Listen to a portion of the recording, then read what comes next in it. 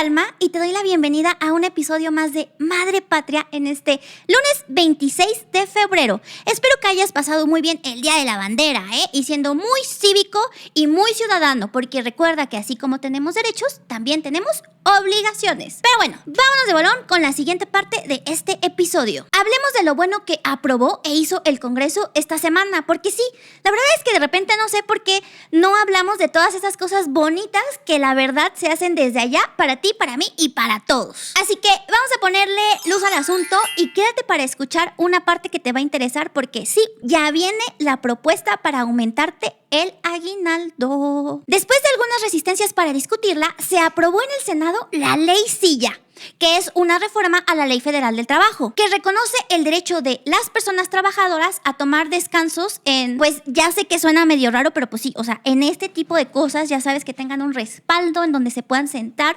porque no todas, bebé de luz, tienen derecho a hacer esto durante su jornada ni para tomar descansos, Este proyecto lo que obliga a las empresas a hacer es pues a proveer sillas, tiempos de descanso, tanto para la ejecución de sus funciones como para estos tiempos, pues ya te digo que se toman como para relajarse y para decir pues, unos 5 minutitos, ¿no? Establece multas para aquellas empresas que no cumplan con estas disposiciones. Y si se reincide en pues no cumplir, se podría ordenar la suspensión temporal de sus actividades. Este proyecto se acaba de enviar a la Cámara de Diputados, así que hay que darle seguimiento. Y allá, en nuestra bonita Cámara de Diputados, se aprobó que el Reglamento Interior del Trabajo promueva la inclusión de personas. Y a ver si tú me dirás así como de, ¿y esto qué? Pues bueno, es un avance y está bonito. Mucho más bonito es que el Senado aprobó un dictamen que define quiénes son las personas trabajadoras del arte. Tutela derechos de autor, derechos sindicales y de seguridad social para actores y músicos. Es decir, este proyecto amplía las garantías laborales para todas esas personas en esos sectores que la verdad han sido como un poco dejados a un lado. Y pues engloba a personas trabajadoras del quehacer creativo y no solamente actores y músicos. O sea, si tú estás en este gremio, échale un ojito al proyecto porque está muy interesante y te podría proteger de contratos injustos. Le toca ahora a la Cámara de Diputados analizar este asunto. Otro proyecto que también se envió a esa Cámara es un dictamen que impondrá multas a todos aquellos que no registren a sus trabajadores en el Instituto del Fondo Nacional para el Consumo de los Trabajadores, o sea, en el Infonacot. Me cuesta trabajo decir instituto, pero es ahí.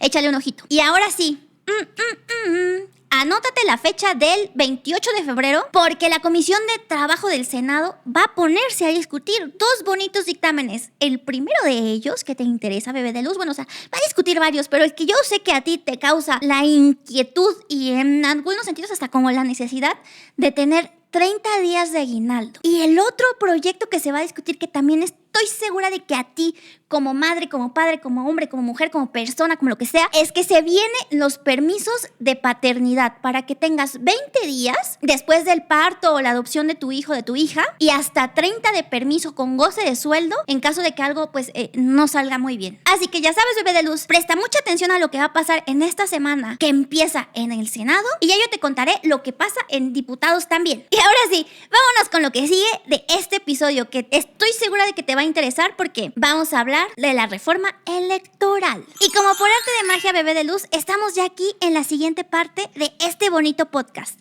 Y para empezar, tengo a una invitada a la que tengo mucha ilusión de conocerla muy pronto en vivo y en directo porque nos seguimos en redes y ahí tenemos unos chats que conversamos cosas bonitas y constitucionales. Así que te doy la bienvenida, Mariana Hernández. Te la presento a ti, bebé de luz. Ella es una apasionada del derecho electoral y maestrante en Flaxo. Y viene hoy a explicarnos nada más y nada menos que la reforma electoral del presidente. Bueno, la última, o sea, algo así como el plan XYZ, pero aquí está Mariana. Por favor, Mariana, bienvenida. Hola, pues muchísimas gracias por recibirme en tu programa y sí, ahí tenemos pendiente el conocernos de manera física porque de alguna manera u otra las cosas no se han dado, pero pues aquí muy agradecida y feliz de poder comentar esta reforma contigo. No, pues yo agradecida de tu tiempo y de tu esfuerzo y de que estés aquí con nosotros para iluminarnos.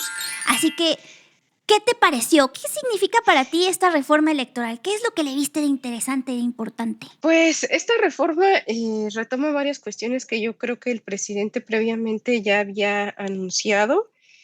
Sobre todo, por una parte, yo creo que uno de los principales aspectos de esta reforma es nuevamente esta cuestión de centralizar las actividades electorales que realizan los OPLES y los tribunales electorales locales. Porque elimina, ¿no? Elimina organismos locales electorales y tribunales electorales en los estados, ¿cierto? Es correcto. Hay varias vertientes de donde se puede analizar eso. Esta iniciativa propone nuevamente centralizar todo y también yo creo que ahí esta iniciativa un poco desconoce que la carga de labores que tienen los órganos jurisdiccionales locales en materia electoral y los OPLES no es poca cosa. O sea, el INE es un ¿Qué es lo que hace monstruo un per OPLE, se. Mariana? ¿Nos podrías decir un poquito para que los bebés de luz entiendan qué es eso de los OPLES? Sí, claro. Los organismos públicos locales electorales, OPLE, para los cuates en materia electoral, son aquellos organismos que en cada una de las entidades federativas se encargan de organizar las elecciones locales. O sea, el INE no hace absolutamente todo en materia electoral, sino el INE es la instancia nacional que coordina las elecciones federales, pero hay diversos organismos en cada uno de los estados de la República que se encarga de coordinar también las elecciones locales. Hay algunas cuestiones que sí el INE hace, por ejemplo, la colocación de casillas, hay como hay una vinculación cercana del INE con el OPLE, bueno, con los organismos públicos locales para poder seleccionar los lugares donde se van a colocar casillas y otras cuestiones, pero sí mucha de la organización electoral la realizan los organismos públicos locales. O sea, por ejemplo, elecciones para diputados estatales, para diputados locales, esas las organiza el OPLE. Es correcto, para gobernadores, así. Solamente en casos muy extraordinarios el INE puede conocer por ejemplo, de una elección local, por ejemplo, el caso de la elección de Puebla que fue, creo que por el 2021, una por cuestión así. ausencias, ¿no? Por ejemplo. Que ahí fue por las por todo desdivisiones. Así es, por todo el contexto en el cual se desarrolló esa elección. Si el INE dije, ¿sabes qué? Organismo Público Electoral de Puebla, esta elección yo la voy a conocer. Ábrete, Pero, voy yo. Pero es algo muy extraordinario, justamente porque sí es, o sea, el INE es un monstruo per se para organizar las elecciones federales, pero también la tarea que cada uno de los OPLES realiza es muy importante. Y, por ejemplo, no es lo mismo un OPLE de Oaxaca que, por ejemplo, creo que es el organismo electoral que tiene mayor conocimiento respecto de usos y costumbres en comparación por los otros, por todas las dinámicas que se viven en los municipios de Oaxaca. Entonces, ahí sí también yo considero que pues, cada uno de los organismos ha desarrollado como los especialidades, conocimientos ¿no? técnicos, a partir de lo que vive en cada una de sus regiones. Porque tenemos realidades distintas en el país, por eso justo como decía, somos pues de esta esencia federalista, ¿no? Eso por un lado, y también, así como existen los organismos públicos locales y el INE, tenemos los tribunales electorales locales y el Tribunal Electoral del Poder Judicial de la Federación. O sea, el Tribunal Electoral del Poder Judicial de la Federación es el que conoce en primera instancia de todas aquellas cuestiones de carácter federal, y si bien sí puede conocer de ciertas cuestiones locales a través de una serie de recursos, para eso primero están los tribunales locales, para que conozcan de los actos de los organismos públicos electorales locales. O sea, estos tribunales electorales locales se encargan como de ver todas las denuncias a nivel local. Exactamente. Por ejemplo, en el tema de violencia política, el INE y la Sala Regional Especializada son los que conocen cuando se comete violencia política en contra de una diputada federal, por ejemplo, lo último que vimos de una diputada federal de Morena contra Denise Dresser, por ejemplo, ¿no? Y en caso de que fuera una congresista local o fuera una candidata a un ayuntamiento, esto lo conocería el Instituto Electoral Local Ujú. y el Tribunal Electoral Local. Claro, claro, claro. Y entonces, al desaparecer esto, como está proponiendo la reforma del presidente, ay, eso es una paletita bebé de luz, ¿eh? Como lo está proponiendo el presidente, entonces lo que haría, pues sería un poquito mermar las elecciones, ¿no? Porque yo no me imagino a un super INE haciendo todo lo que hacen los 32 organismos a nivel local, asumiendo esas responsabilidades y de una manera efectiva. Y yo creo que ahí tal vez hay un poco de desconocimiento respecto de la magnitud que implica la organización de una elección. O sea, tal como lo estás comentando, el organizar las elecciones federales implica una cantidad de recursos humanos muy fuerte por parte del INE. Y ahora, suponiendo que existiera este organismo súper centralizado que controlara todo lo electoral en México, la verdad es que sería muy complicado el poder coordinar y supervisar a todo. El INE y los OBLES están muy vinculados, o sea, siempre están en comunicación justo para apoyarse en las tareas. Pero de eso a decir que el INE comande a los OBLES, yo sí creo que es una centralización de tareas muy compleja, igual en materia jurisdiccional. O sea, es muy complicada la carga de trabajo que tienen los tribunales federal, Claro. el Tribunal Federal, como para decirle que también va a conocer de todo lo local. O sea, sí serían unas cargas de trabajo y además no se propiciaría ese federalismo en el cual cada una de las entidades pues va viendo cómo desarrolla sus propios temas en materia electoral. Claro, o sea, al Senado le debería de preocupar y doler esta propuesta, ¿no? Pero además, la reforma electoral es que a mí, yo creo que esta es la más amplia, incluso más amplia, más grande que la del Poder Judicial que ya vimos con Santibebé y con FAS, porque entre otras cosas, o sea, justo como intentó en el plan A, en el plan B y pues ahorita pues el plan C, yo creo que no sé si este es el plan D, pero busca esta reforma sustituir al Instituto Nacional Electoral por el Instituto Nacional de Elecciones y Consultas, que es lo mismo que intentó con el plan B, ¿no? Y ahí, en temas de consulta popular, se me hace muy interesante. O sea, no sé si interesante bien o interesante mal, pero se me hace interesante que disminuye del 40 al 30% de la lista nominal el porcentaje de participación ciudadana para que una consulta popular sea vinculante. O sea, yo no sé tú, Mariana, pero a ver, bebé de luz, recuerda, ¿no? Esta consulta popular es en donde nos ponen a consideración de la ciudadanía como ciertos temas, que por cierto también cambia los temas. Mariana, aquí también tú me corregirás, pero entiendo que este proyecto lo que hace también es que, durante el periodo de consulta popular, permite que se difunda propaganda gubernamental sobre servicios públicos, porque ahorita lo que tenemos es que, pues, durante una consulta popular, pues, la propaganda gubernamental puede salir sobre servicios educativos y de salud, pero no propaganda gubernamental sobre servicios públicos, porque podría incidir o interferir o inferir de alguna manera en la opinión de la población que va a ir justo a votar por este asunto de la consulta. En otras cosas, también elimina la limitación para que la materia electoral sea sujeta de consulta popular. O sea, ahora ya podríamos votar por temas electorales, ¿no? O sea, en esta consulta, pero eso sí, sigue protegiendo que la materia fiscal y la organización, funcionamiento y disciplina de la Guardia Nacional, eso sí, no se nos va a preguntar, porque eso, pues, nosotros qué tenemos que opinar. ¿Qué te parece a ti como este asunto de estas propuestas? Y también a lo que acabas de comentar, dentro de la reforma, otra cuestión que yo considero relevante es que se suma que la fecha de la realización de las consultas va a ser en elección ordinaria.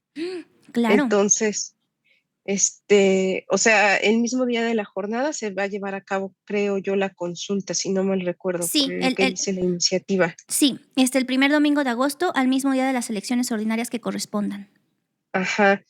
Entonces, aquí hay varias cuestiones de lo que acabas de comentar. Primer lugar, la reducción del porcentaje para que sea vinculante sigue siendo un porcentaje alto. Ujú. Eh, Aquí la cuestión es cómo podemos nosotras considerar que es proporcional la exigencia de ese porcentaje de participación para hacer vinculante una decisión. Entonces, en ese aspecto, yo creo que el porcentaje sigue siendo alto, pero, o sea, como para validar esta cuestión de que sí es algo vinculante, pero hay dos cuestiones que sí son como foquitos de alerta, que es la primera, que se puedan hacer consultas populares en materia electoral, que creo que también está muy relacionado con el hecho de que elijan a las personas consejeras y a las personas que se encargan de los tribunales electorales, que si quieres ahorita lo comentamos. Ajá, por el falso voto popular. Ajá, Ujú, ¿por qué? Eh, ¿Por qué cuestiones como impuestos o por qué cuestiones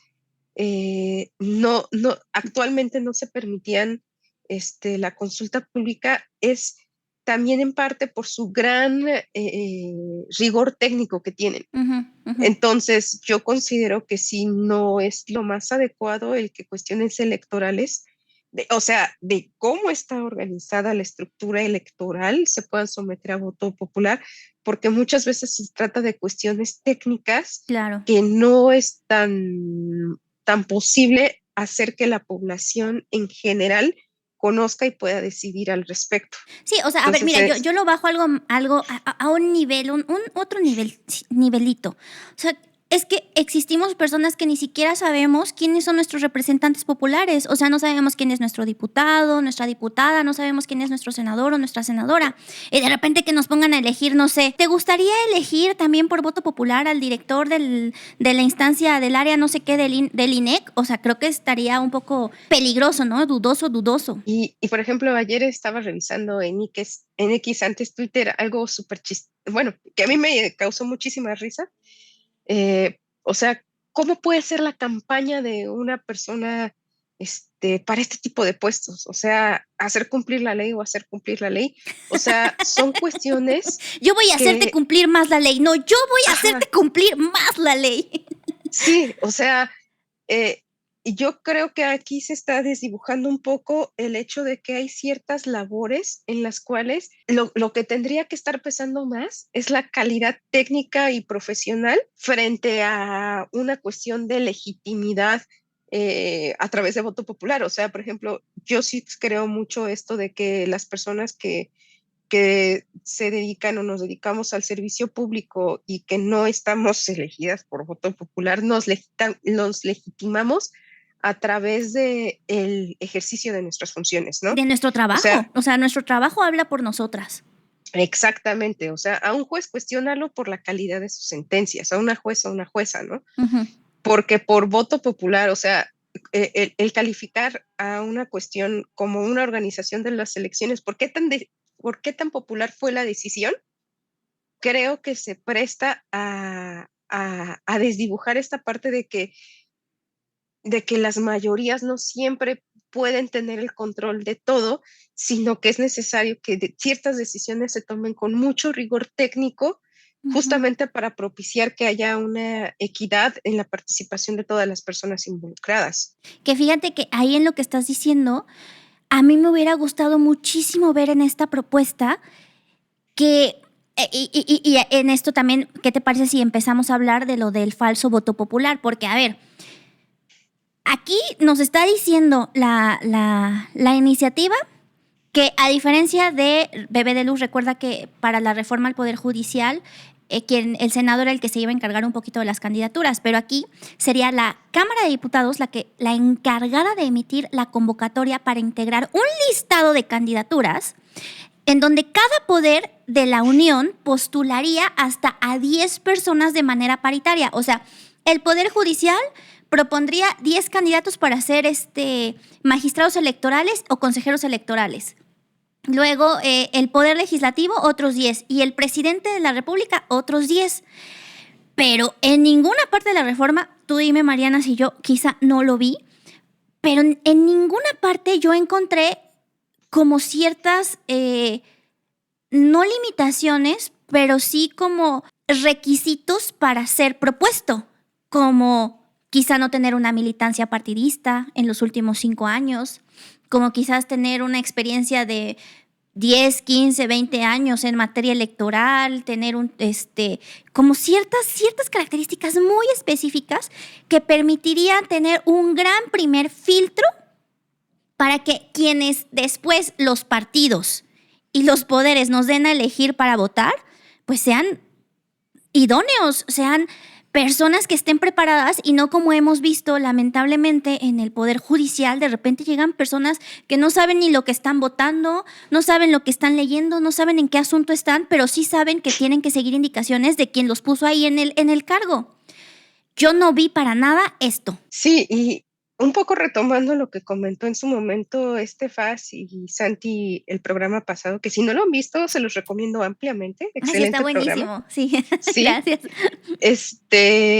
la importancia de los organismos constitucionales autónomos en las democracias latinoamericanas es justamente que sirven como órganos que no están sujetos a ningún otro poder, Ujú, ni al ejecutivo, ni al legislativo, ni al judicial. ujú. Entonces, aquí el hecho de que estas propuestas vengan por parte de alguno de los poderes ya está primero haciendo un filtro que tienes que estar o tienes que tener la venia de alguno de estos poderes, ¿no? Y Que a luego ver, hoy también, pasa, hoy también medio pasa en la Cámara de Diputados con la elección de consejeros electorales, pero a ver, hay exámenes, hay comparecencias, hay como ciertos procesos para poder ser elegible.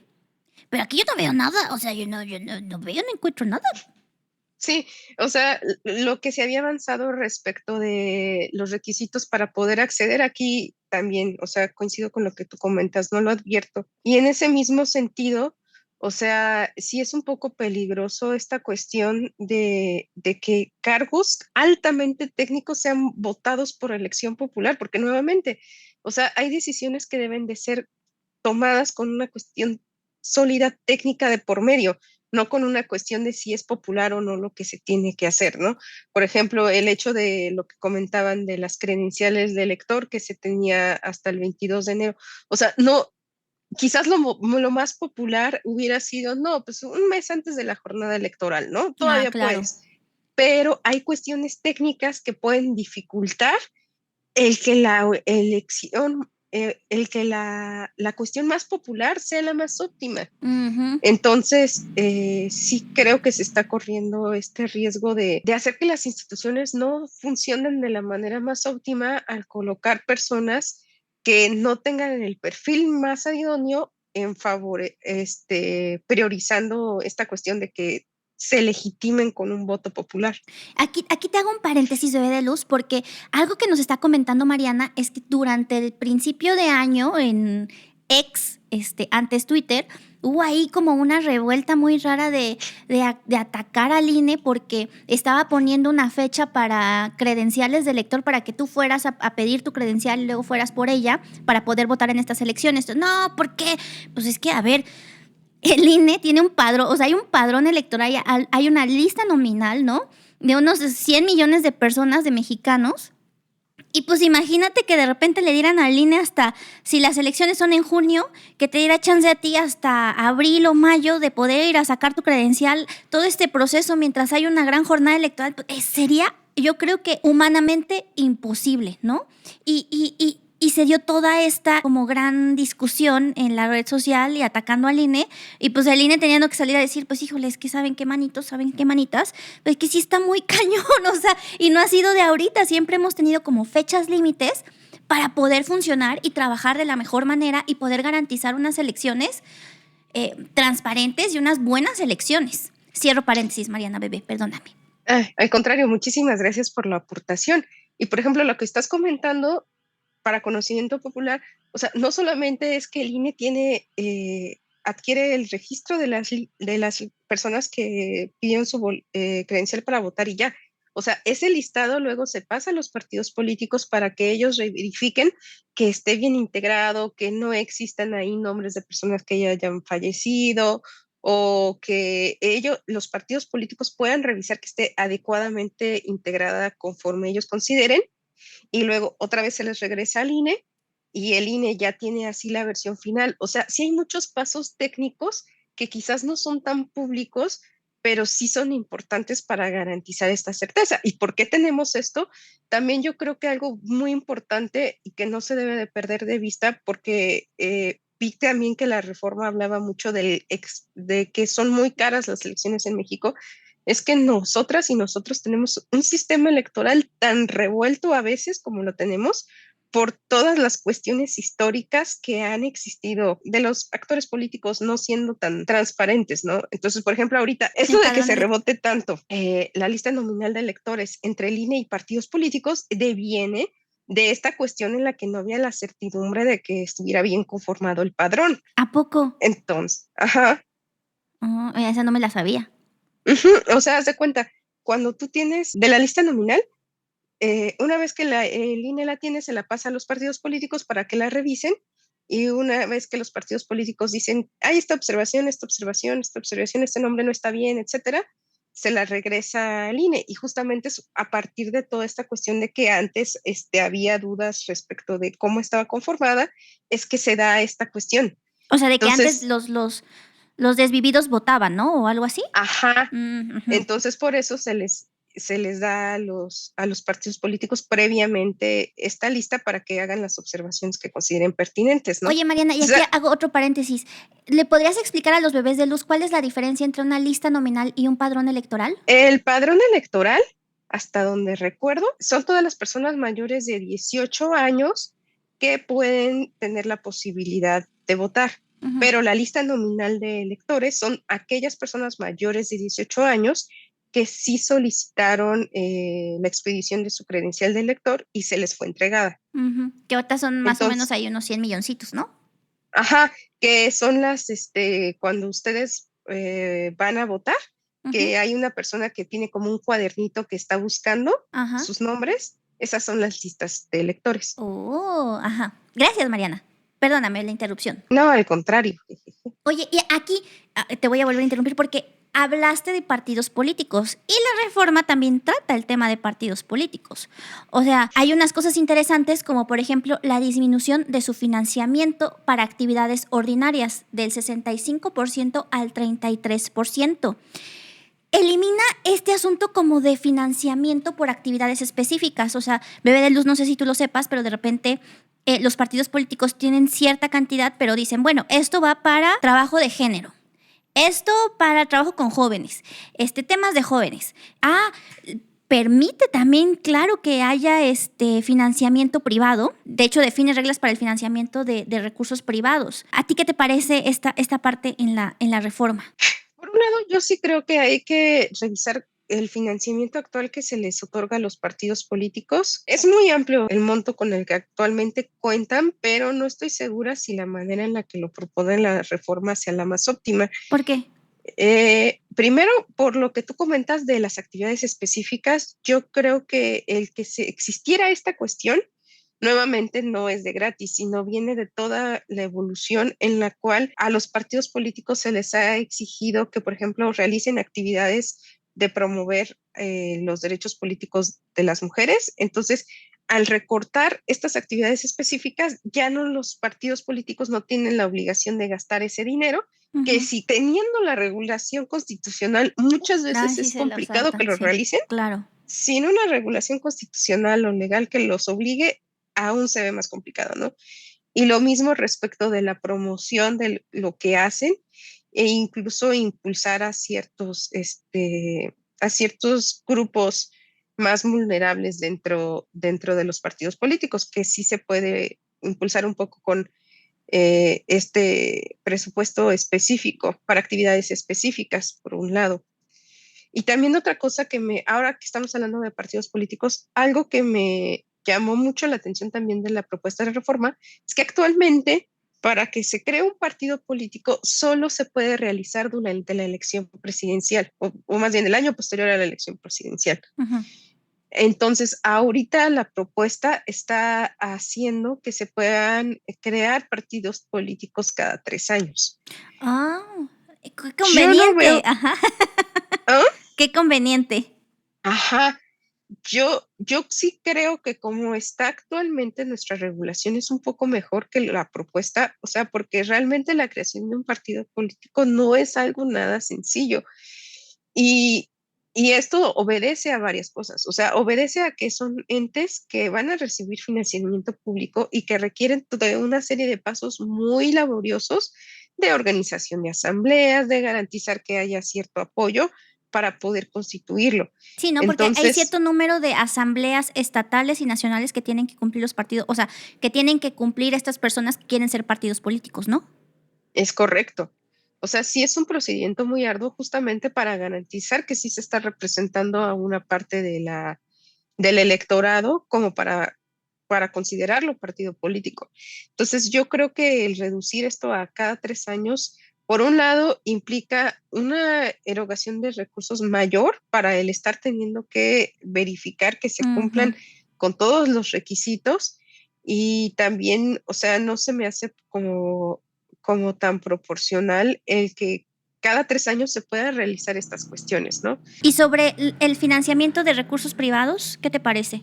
Actualmente ya se permite sí, que los particulares puedan aportar ciertos recursos, pero la verdad es que, o sea, es muy limitado qué tanto pueden participar y con ciertas limitaciones respecto del monto y de quién puede venir. Ahorita estoy revisando la reforma y híjole, por ejemplo, esta cuestión de que nada más un particular puede donar a un partido político, no sé Ujú. qué tan viable sea. Aquí yo creo que, y más en el contexto en el que estamos como inmersos y viviendo día a día y que al presidente le enoja mucho y hasta le salen tutupiches ahí medio raros, el tema del narcotráfico financiando partidos políticos, interfiriendo en elecciones, creo que es algo también a reflexionar cuando hablamos de recursos y de financiamiento privado. Algo muy importante es que sí nuestro sistema electoral tiene grandes áreas de oportunidad. O sea, sí es necesaria una reforma en materia electoral. Por ejemplo, la fiscalización está diseñada para intentar aproximarse a poder obtener los datos minuto a minuto de tal manera que se pueda determinar si hay registro o no de las candidaturas a partir de la fiscalización, si no rebasaron topes, etcétera. Sí creo que debe de revisarse cómo se está realizando la fiscalización, justamente porque como está actualmente el sistema, prioriza esta cuestión de ser muy expedito Ujú. frente a ser muy exhaustivo. Entonces, también creo que sí habría que revisar un poco más ahí, pero definitivamente no creo que el abrir más la puerta al financiamiento privado pueda llevar a, pues a esta cuestión, a controlar mejor cuál es el flujo que ingresan los partidos políticos. Tú comentabas, por ejemplo, de la influencia del narcotráfico, ¿no? Y yo creo que ese es otro de los grandes pendientes que existen en materia electoral, cómo se va a hacer para blindar las elecciones de este tipo de factores, pero que creo que no se están atendiendo dentro de la propuesta de reforma. Que aquí, Mariana, 2 puntos.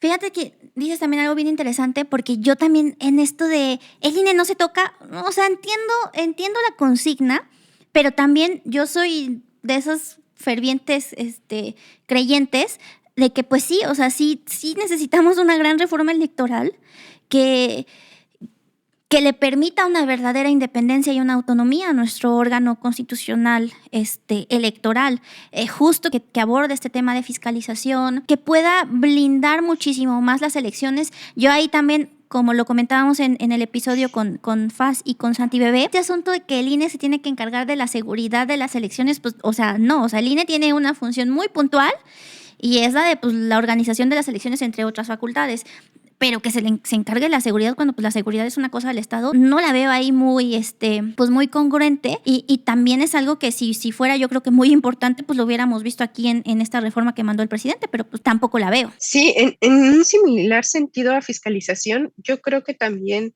la reforma toca el tema de comunicación por parte de los partidos políticos, que ahí también Ujú. tenemos un modelo muy único respecto de cómo está distribuido el tiempo, el acceso a tiempo en radio y televisión por parte de los partidos políticos. Y yo creo que también habría que revisar justamente cómo es que los partidos políticos ejercen este derecho Ujú.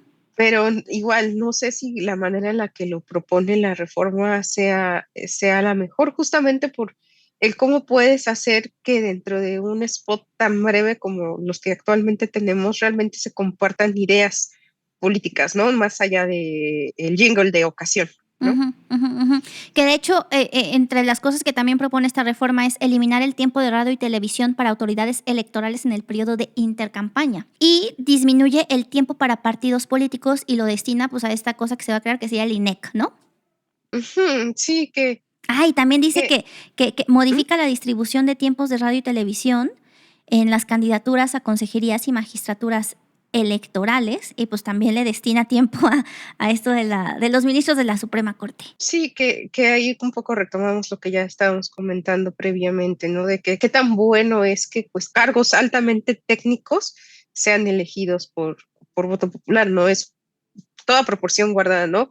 Como si eligiéramos a las personas que se encargan de dirigir el INEGI, ¿no?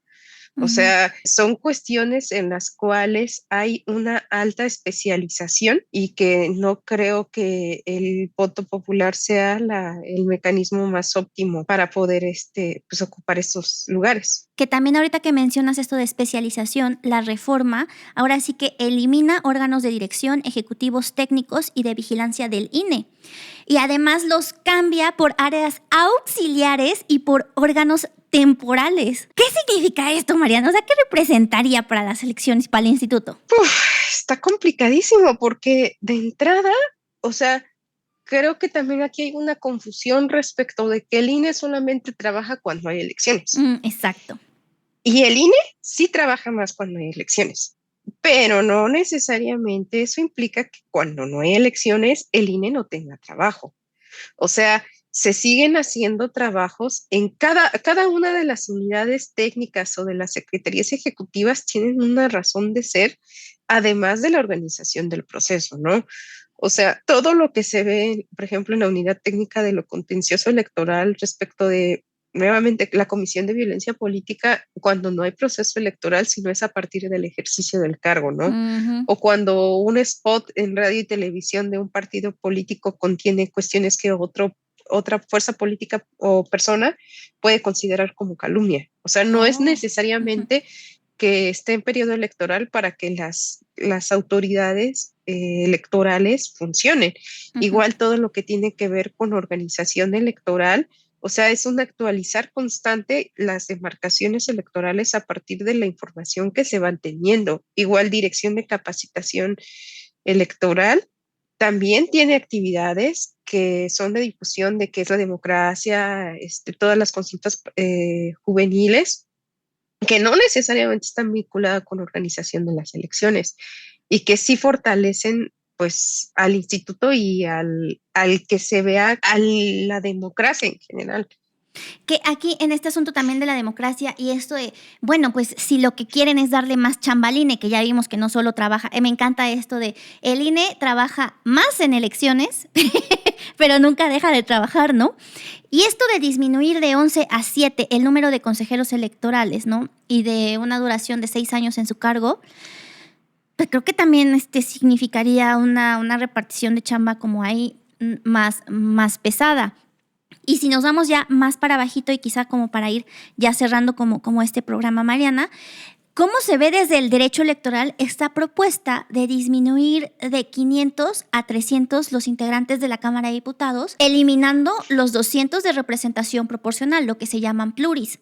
Y en el Senado, disminuir de 128 a 64 senadores al eliminar este asunto de las primeras minorías y de las listas que pues también pues, se conocen como pluris.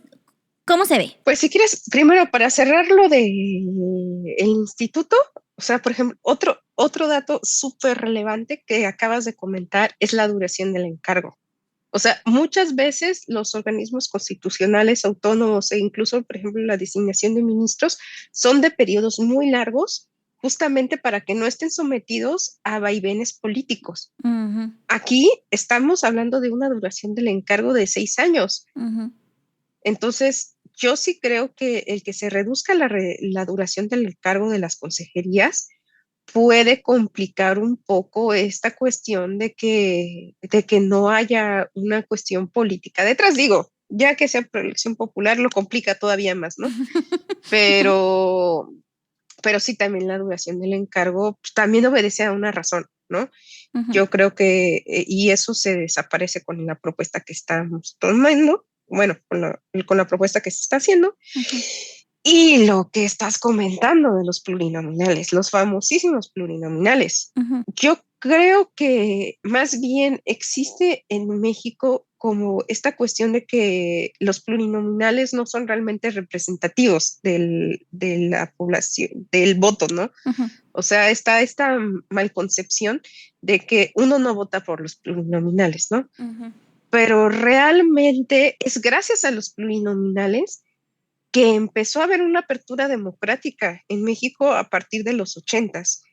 Y gracias a los plurinominales es que no hay una sobrerepresentación de una fuerza política en el Congreso. O Claro. sea, hay que recordar esta cuestión de la diferencia entre mayoría relativa y representación proporcional, que en mayoría relativa el que gana se lo lleva todo. O sea, por ejemplo, si en 5 distritos el partido A obtiene el 60%, va a ganar estos 5 distritos, pero realmente tuvo un 60% de la votación. Entonces, Claro, claro, no porque, a es ver, o sea, de 10 votos se pudo ganar con 6, pero los otros exactamente. 4 votos, pues también son un asunto representativo. Exactamente.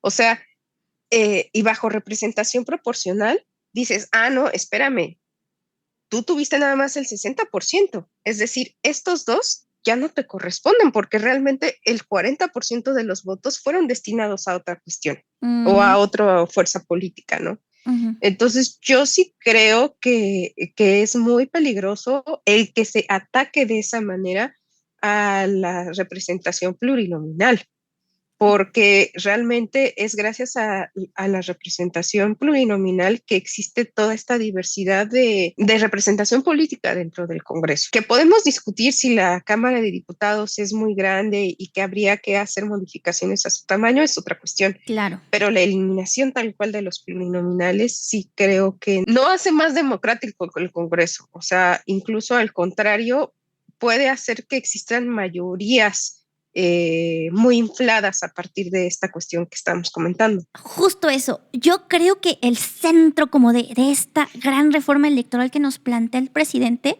es, perdóname, Bebe de Luz, pero hay que decirlo, no sé si te gusta o no te gusta lo que te voy a decir, pero es que estamos dando unos 10 pasos atrás, en asunto de democracia y de representación. O sea, significa que luchas que de verdad costaron sangre y vidas, así, sangre y vidas costaron estos avances democráticos del país, de la representación proporcional, del INE, del propio INE, que yo sí digo que, o sea, yo entiendo la manipulación de la narrativa que se está haciendo alrededor de esta propuesta, de este proyecto legislativo. Entiendo que se está insertando en un momento coyuntural electoral muy importante para el país. Me molesta y sobre todo me preocupa que se quieran engañar tanto a la gente prometiéndole que esto va a ser como algo súper democrático, que ahora sí las instituciones y que ya no van a costar y que, y que se le engaña a la gente de esta manera y que no se le permite entender el riesgo que representa para todas y todos este tipo de propuestas. Como lo acabas de decir, o sea, yo creo que esta propuesta de reforma se entiende mucho mejor en el tiempo electoral que lamentablemente, bueno, que más bien se entiende esta propuesta en el tiempo electoral que actualmente vivimos, tal como el presidente ya lo ha manifestado. Pero más allá de la reforma, comparto tu preocupación respecto del discurso que se da de las instituciones y de cómo existe esta representación dentro del Congreso. Y es complicado y nos va a tomar un tiempo el entender que las diferencias no son malas. O sea, Ujú. el entender que es sano que existan diversos puntos de vista o sea, la diversidad nos fortalece, no necesariamente el que existan mayorías para todo va a ser un mejor gobierno o así. O sea, justamente esto está diseñado así para intentar llegar a acuerdos, ¿no? Y por otro lado, tal como tú comentaste, o sea, y literal, sí nos costó sangre Ujú. el tener los avances democráticos que actualmente tenemos. O sea, Ujú, al tener un INE como un organismo constitucional autónomo que tiene a consejerías electorales que se supone también son autónomas, más bien ujú. que son autónomas, sí es un avance que costó muchísimo y que pues esperemos que se siga defendiendo. Ujú. O sea, Lorenzo Córdoba nos lo decía en este discurso que dio en el evento que creo que se llamó la Marcha por la Democracia, la Marcha a favor de la democracia, la que se convocó el pasado 18 de febrero, el domingo. Él nos lo decía, es que este asunto, que mira, a mí aquí yo voy a hacer también un paréntesis, bebé de luz, para abrirte mi corazón y mis entrañas. La verdad es que por mucho tiempo Lorenzo Córdoba sí fue un personaje muy criticado por muchas cosas que yo creo que más allá de lo político, pues era de un asunto como más de su asunto como de él como persona y de ciertas declaraciones que yo creo que ya tendríamos que superar y hoy lo tenemos que ver como, yo sí creo que hay personas en el INE que lo extrañan. Desde la conducción de las sesiones hasta la defensa férrea que dio por el instituto, nos guste o no nos guste. Te guste o no te guste, bebé de luz. Y Lorenzo Córdoba en este discurso nos decía, es que de verdad que lo que se está viviendo es el intento de regresar a un modelo autoritario y partidista único. Y sí nos debe preocupar. Sí, sobre todo ahí yo creo que es, o sea, siempre es importante conocer un poco la historia de las instituciones, pero más en materia electoral, el saber que realmente los avances que tenemos son realmente muy recientes, que la primera calificación de elección presidencial que no estuvo a cargo del Congreso fue en el 2000 apenas, o sea, 24 años, Wow. y todas las características que requiere, pues que tenemos actualmente en nuestro sistema electoral, pues es por algo. Ah, Entonces, Mariana, sí es, aquí me gustaría hacerte dos preguntas. Una, pues ya como para ir cerrando con este programa es si hay algo con lo que te gustaría concluir, pero antes de concluir me gustaría que si le pudieras decir a los bebés de luz algunos datos interesantes de historia electoral que crees que a ellos les pueda servir justo para poder analizar muchísimo mejor esta reforma. pues de entrada, por ejemplo, el INE se crea en el 2014, pero antes de que tuviéramos el INE, teníamos el IFE, que era el Ujú, Instituto Federal Electoral, ¿no? ujú. Y por ejemplo, muy en sus inicios, te hablo de los 90s, estaba el secretario de Gobernación, que era el que lo encabezaba. O sea, ¿se imaginan ustedes a un secretario de Gobernación teniendo que tomar las decisiones de cómo se organizan las elecciones? Yo creo que el presidente de hoy sí se lo imagina perfectamente. Pero vamos, híjole, o sea, es muy complicado ser juez y parte, ¿no? Claro. Entonces, realmente no hay que voltear tanto hacia atrás como para ver cómo se ha avanzado, ¿no? Y luego ya es cuando a las consejerías pasan a ser de consejerías ciudadanas a consejerías electorales, se quita Secretaría de Gobernación y sí se quedan las representaciones de Poder Legislativo que todavía hoy en día están en el Consejo General, solo que sin voto. Que por cierto, esta reforma elimina eso, ¿eh? Elimina a los representantes de los partidos en el INE, si mal no recuerdo. Que nuevamente también la representación de los partidos políticos y de los partidos políticos como fuerza política y como representantes del poder legislativo obedece a que justamente puedan participar dentro de las decisiones que toma el Instituto Electoral. O Y sea, y como cualquier vigilantes persona. también, porque además nuestros diputados son representantes, o sea, los consejeros del Poder Legislativo pues son nuestra voz, ¿no? Sí, y cualquier persona que puede ver las sesiones del consejo y va a ver cómo sí hace un uso de la voz, ¿no? Para cuestionar aspectos que a su consideración pueden estar bien o no estar bien. Nuevamente, o sea, yo creo que sí hay que poco a poco, pues lamentablemente por el ambiente polarizado que tenemos, como que siento que últimamente nos tendemos a radicalizar mucho, pero sí hay que ir como empezando a construir más debate, más unidad, porque sí va a ser complicado avanzar si no se empieza a retomar el diálogo. Ay, qué fuerte. Pues sí, Mariana. ¿Hay algo con lo que quieras cerrar ahora sí, en este episodio? Sí, que creo que son cuestiones que ya se comentaron, pero en primer lugar, recordar la importancia de los plurinominales para la representación política. Sí se vota por ellos, es a partir de el porcentaje de votación que se decide cómo es que se va a hacer esta representación. Entonces, el eliminar a los plurinominales yo sí creo que sería una regresión muy fuerte, por un lado, y por otro lado, segundo punto sería esta cuestión de que hay que tener mucho cuidado del discurso de cómo se legitiman las instituciones a partir del voto popular, porque hay ciertas cuestiones en las cuales los aspectos técnicos deben de estar por encima de una cuestión de popularidad. Y yo creo que la materia electoral es una de esas. Y pues finalmente cerrar diciendo que sí es necesaria una reforma, que sí hay cuestiones como lo que comentamos de fiscalización y de comunicación política que requieren ver cómo se han hecho y qué se puede hacer para mejorarlo, pero creo que, como ya lo comentamos, la actual propuesta atiende más a una coyuntura electoral que propiamente pues a un análisis más profundo de qué se ha hecho y qué se puede mejorar. Claro, y que tú entiendas, bebé de luz, que en realidad esto del voto popular es un poquito engañoso, dudoso, porque pues ya te dije, o sea, aquí te lo estamos explicando y lo dice la reforma, o sea, quienes van a proponer las candidaturas son los partidos políticos, son quienes están en el poder legislativo, quienes están en el poder judicial, quienes están en el poder ejecutivo, y en realidad te van a dar a elegir entre las propuestas que ellos quieran. O sea, así como que muy voto popular, así no va a ser, bebé de luz. Yo te agradezco muchísimo, Mariana, de verdad, por iluminarnos un poquito con esta gran reforma electoral. Que se oiga una cortina de brillitos para Mariana, bebé, por favor. De verdad, muchísimas gracias por tu tiempo, por el esfuerzo. Yo espero que haya aclarado algunas dudas. Si tienes algunas otras más, déjalas ahí en comentarios, en Spotify o en YouTube. Y pues nada, bebé de luz, muchísimas gracias, Mariana. Gracias a ti, bebé de luz, por acompañarnos en un episodio más de Madre Patria. Comparte, suscríbete, ya sabes, estoy en Spotify y en YouTube. Y pues te deseo que estés pasándolo bonito.